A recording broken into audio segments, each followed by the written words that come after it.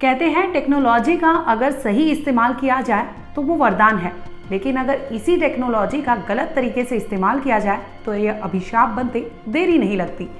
हाल ही में चल रहे सुर्खियों में मुंबई का मर्डर केस है बाबा सिद्दीकी का। जिस तरह से कुछ शूटर आते हैं, नकाब पहनते हैं, नकाब पहने हुए शूटर लगातार वहां पर फायरिंग करते हैं, शूट आउट करते हैं, जिसके बाद बाबा सिद्दीकी को मौके पर ही मौत के घाट उतार देते हैं। हालांकि मौका वारदात से पुलिस ने 2 लोगों को गिरफ्तार किया था, जिसके बाद लगातार पुलिस दबिश डाल रही है। अब इस केस को लेकर एक एंगल सामने आया है। बताया जा रहा है कि जो शूटर थे उन्होंने YouTube की मदद से कुछ ऐसे चाल चले थे, कुछ ऐसे अपने पास हथियार प्रोवाइड कराए थे, जिसे लेकर ये मामला तूल पकड़ा है। दरअसल होता यूँ है कि पुलिस ने इस मर्डर केस में पहले तो 3 गिरफ्तारी की थी। आपको याद होगा कि गुरमेल सिंह और धर्मराज कश्यप को मौका वारदात से ही पुलिस गिरफ्तार कर ली थी। इसके बाद तीसरी गिरफ्तारी होती है प्रवीण वही शख्स था जिसके भाई ने शुभम ने सोशल मीडिया पर क्लेम किया था कि ये मर्डर जो हुआ है बाबा सिद्दीकी का वो लॉरेंस गैंग ने कराया है और वो उनके गैंग के ही मेंबर है, यानी वो वांटेड है। शुभम वांटेड है, शिवा वांटेड है, इसके साथ ही एक और नाम है जिशान अख्तर का। अब बताएंगे कि इस मर्डर केस में आखिर YouTube का क्या रोल था और YouTube से आखिर आरोपियों ने क्या ऐसी चीज़ें खंगाली थी जिसे लेकर ये मामला इतना तूल पकड़ा है। दरअसल आपको बता दें कि जो आरोपी थे यानी धर्मराज कश्यप और गुरमेल सिंह मेन शूटर जो है इस केस में, अभी तक के मुंबई क्राइम ब्रांच की टीम से जो खुलासा हुआ है उनका ये कहना था कि मौका वारदात से 100 मीटर की दूरी पर एक काले रंग का बैग मिला है। बैग के अंदर से एक उन्हें पिस्टल मिली है जिसकी साइज़ बता रहे थे 7.62 mm की पिस्टल पुलिस ने बरामद की है। इसके साथ ही उस बैग में कुछ कागजात थे, कुछ डॉक्यूमेंट्स थे, जिसे लेकर पुलिस जांच कर रही है, पता लगाने की कोशिश कर रही है कि इस मर्डर के पीछे का आखिर मकसद क्या था और क्यों इस तरह से उन्हें गोलियों से भूनकर सरेराह मौत के घाट उतारा था। ये तो हुई कि ताज़ा अपडेट क्या था। इस केस में चौथी गिरफ्तारी होती है हरीश की। हरीश का रोल जो होता है वो बिचौलियों का होता है। प्रवीण और शुभम जो थे वो रहने वाले तो पुणे के थे, पुणे में ही इन्होंने हरीश को पकड़ा था। हरीश जो था पुणे का रहने वाला था, 9 साल से वो पुणे में ही था। इस दरमियान शुभम उसका भाई प्रवीण, ये दोनों के प्लानिंग करते हैं। मर्डर की प्लानिंग तकरीबन 3 महीने पहले की बताई जा रही है और 1 महीने पहले से बाबा सिद्दीकी के फ़ोटो हो, चाहे वो बैनर जो तमाम राजनीतिक पार्टियां लगाती है अपने पार्टी को प्रमोट करने के लिए, उस बैनर पर बाबा सिद्दीकी का फ़ोटो लगा था, जिसे लेकर ये फ़ोटो, ये सारी चीज़ें जो थे हरीश ने सौंपे थे गुरमेल सिंह को और गुरमेल सिंह के साथ धर्मराज कश्यप को। इसके बाद पुलिस इस जांच में जो खुलासा करती है वो बताती है कि लगभग 1 महीने पहले से घर हो या ऑफिस हो, बिना हथियार के ये शूटर वहां जाते थे, रेकी करते थे और टाइम और किस तरह से बाबा सिद्दीकी का क्या रूटीन है, इन तमाम चीज़ों को, इन तमाम पहलुओं को वो खंगालते थे ताकि किस तरह से मर्डर को अंजाम देना है, किस तरह से हथियार लाना है, किस तरह से उन पर इस तरह से वारदात को अंजाम देना है। ये तमाम पहलू पर वो पहले भी चर्चा कर रहे थे।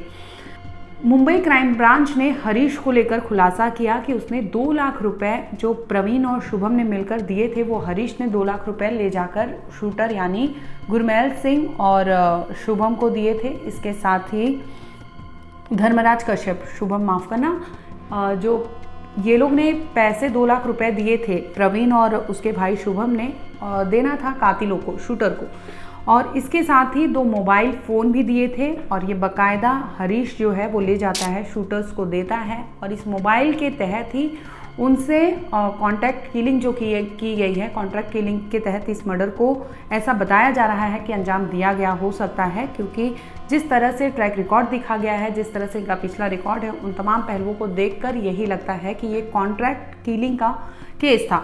अब हरीश को जब पुलिस पकड़ती है, उससे पूछताछ करती है, तो उसने कबूल किया था कि उसने 2 लाख रुपए प्रवीण और शुभम के कहने पर शूटरों को दिए थे। इसके साथ ही 2 मोबाइल दिए थे और मोबाइल फ़ोन के साथ साथ उसने फ़ोटो और बैनर के फ़ोटो भी बाबा सिद्दीकी के दिए थे, जिससे वो पहचान सके कि आखिर उनका टारगेट कौन है।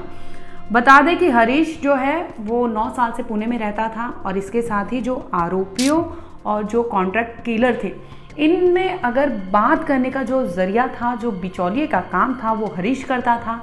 इसके साथ ही जो बात फ़ोन पर, क्योंकि CDR खंगाली जा सकती थी, लोकेशन ट्रैक किया जा सकता था, जिसकी वजह से ये फ़ोन कॉल और वीडियो कॉल पे जो बात होती थी वो सोशल मीडिया के तहत बात होती थी।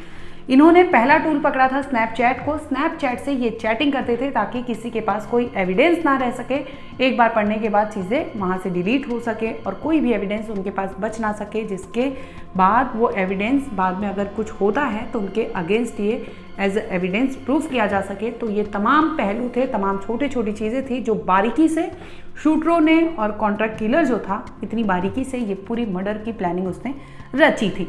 इसके साथ ही उसने इंस्टाग्राम का मदद लिया था। इंस्टाग्राम के वीडियो कॉल के तहत ये शूटरों से कांटेक्ट करते थे, जिसके तहत उन्हें प्लान बताते थे, प्लान कैसे क्या करना है, रेकी की चीज़ें बताते थे, चाहे वो किस समय किस जगह पर वारदात को अंजाम देना है। ये तमाम चीज़ें, तमाम पहलू पर इंस्टाग्राम के वीडियो से भी इनसे बातचीत होती थी।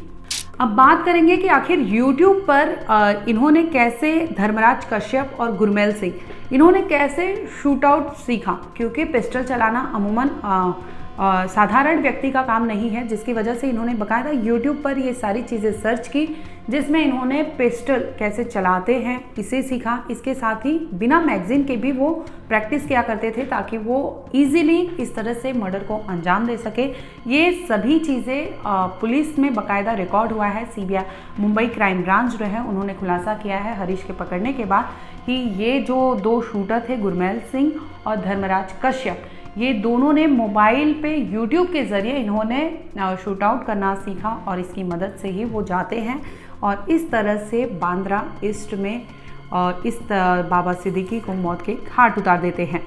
अब बाबा सिद्दीकी को अगर बात करें तो आपको कई खबरें दिखाई गई हैं जिसमें आपने जाना होगा कि आखिर बाबा सिद्दीकी कौन से थे।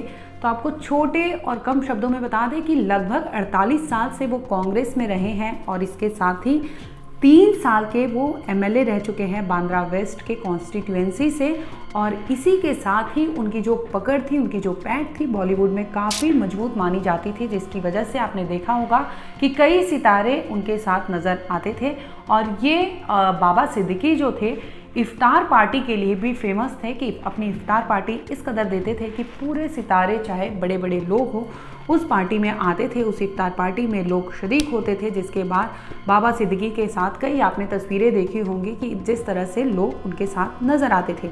इसी दरमियान आपको याद होगा कि किस तरह से रात के समय शूटर आते हैं, नकाब पहनते हैं और अंधाधुंध फायरिंग कर देते हैं, जिसमें बाबा सिद्दीकी की मौत हो जाती है। इसके बाद बॉलीवुड के सितारों ने भी अपनी प्रतिक्रिया दी, जिसमें लेकर लगातार लॉरेंस सुर्खियों में है कि लॉरेंस गैंग ने इस हत्याकांड को अंजाम दिया। फिलहाल पुलिस इस सभी एंगल पर तफ्तीश कर रही है, दबिश डाल रही है और एक एक छोटे छोटे सबूत भी इकट्ठा कर रही है कि कैसे भी इस कड़िया को जोड़नी होगी और जोड़ने के बाद वो सामने खुलासा कर पाएंगे कि आखिर बाबा सिद्दीकी के मर्डर के पीछे मोटिव क्या था। अभी अगर बात करें तो कोई ठोस मोटिव नज़र नहीं आ रहा। अभी शुरुआती दौर में यही कहा जा रहा है कि बाबा सिद्दीकी को बतौर कॉन्ट्रैक्ट किलिंग के तहत इस मर्डर केस को अंजाम दिया गया था, जो मुंबई पुलिस के लिए अपने आप में बहुत बड़ी चुनौती होने वाली है, जिस तरह से इस केस को आगे ट्रैक किया जाएगा। बहरहाल इस मामले में इतना ही। अगर आगे कुछ भी अपडेट होगा हम आप तक ज़रूर लाएंगे। देखते रहिए क्राइम तक।